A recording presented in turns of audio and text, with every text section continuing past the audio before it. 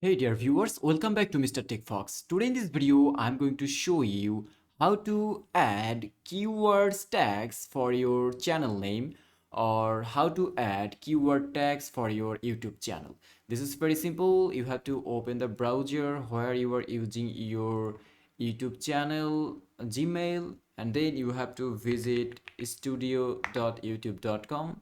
Then you will see the dashboard of your channel, and then you have to click on the left corner named settings, and here you have to click on this channel icon, and then you will see an option to change the residence country of your channel, and uh, another option to add or change keywords for your channel. You can add keywords here, like I am using here technology channel, and then you can click on this save icon to save these keywords.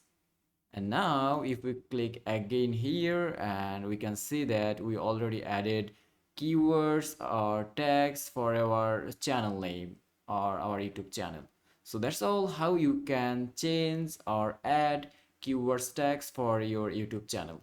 So that's all about today's video. Stay connected with Mr. Tech Fox. Thank you for watching.